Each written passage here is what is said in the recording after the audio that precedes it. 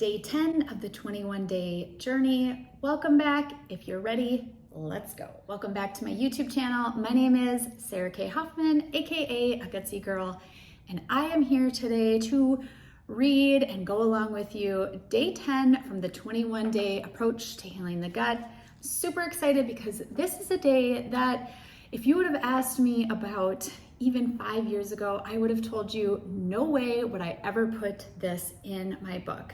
But here we are today, and we are going to talk all about medication. So let's get right to it. The title is Medication is Okay. For years, I preached a doctrine of food and lifestyle versus drugs and medications. If you want the truth, I felt a sort of superiority about doing it all unmedicated, and the ideas I heard from my alternative practitioners and friends only fueled my fire. The problem was, while I was preaching this message of food and lifestyle alone, I never fully healed.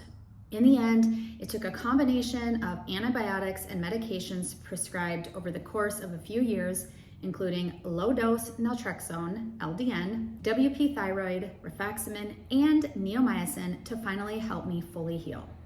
And even after my gut symptoms began to heal, I found that there was still a place for medication in maintaining my overall health. I'll never forget the fateful day in early fall 2018 when I went on an outing with my cousin and my 3 kids, who were 2, 3, and 4 years old at the time.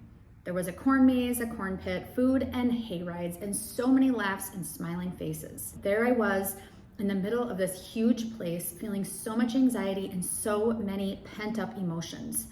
I snapped at everyone and everything all day. While on the hayride, I cried. Tears fell under my shaded glasses and my heart ached for reasons I could not understand or express. Shortly after the hayride, I loaded up the kids for the hour-long drive home.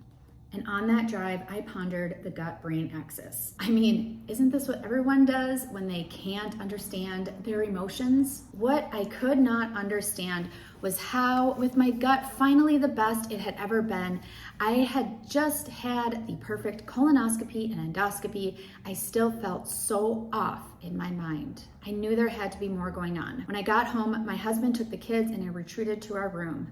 My mind was exhausted from the overwhelming emotions that had finally erupted that day. I lay in bed, crying without fully understanding why, and vowed that something would change. The very next day, I finally made a long overdue appointment to see a doctor. This time, I went the Western medicine route because it was different than anything I had previously tried. Remember, nothing changes if nothing changes. Fortunately, the doctor I saw that day was a woman who not only listened to me for a long time, even through my tears, but also empathized with my words. It was clear to her immediately that I had tried everything I could from a natural standpoint and had exhausted all the lifestyle options, so we discussed the idea of a medication for depression and anxiety called fluoxetine. Previously, my gut instinct had always told me no medications for this. But that day, I told her I would gladly accept the prescription along with a referral to a good therapist. Within a week, I was on fluoxetine and had my initial visit with the therapist. Since then, my life has dramatically improved for the better. I still take the medication and see the therapist, and my gut health is still in great shape with no relapses. While medication worked for me, that doesn't mean it will necessarily be the right choice for you.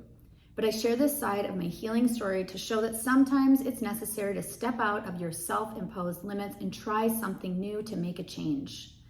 There will always be some experts who believe medicine is the ultimate destroyer of gut health, while others will say medicine is the only thing that works, stop lying, and recommending diet and lifestyle cures.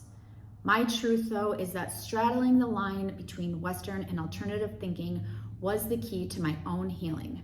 And I believe that if more health and wellness experts also straddled this line, far more of us could find happiness and true, long-lasting healing. So if you have my book, you know that at the end of each of these days, I have actions for you to consider. And a lot of times they're different journaling prompts, and they're different things that, based on whatever I had talked about on that given day, I want you to do some further exploration and thinking on.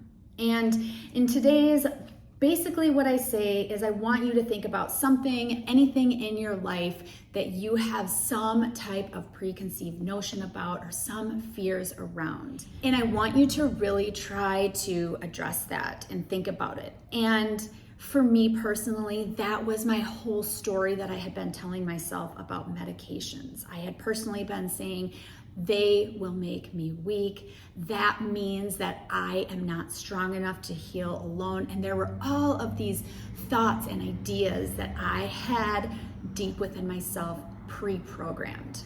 And so I started to really write them down and think about them and cross them off, telling myself new stories, because the truth was that as long as I told myself those stories, that would be as long as it would take me to finally get the help that I personally needed in that department. It might be medication for you and it might not be, but the point is to write it out.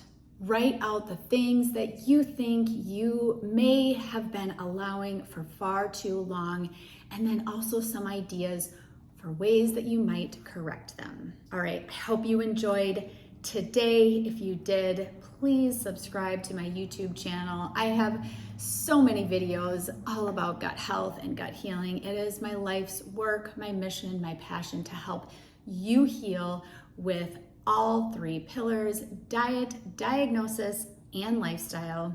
And I am truly, truly always rooting for you. So subscribe to my YouTube channel.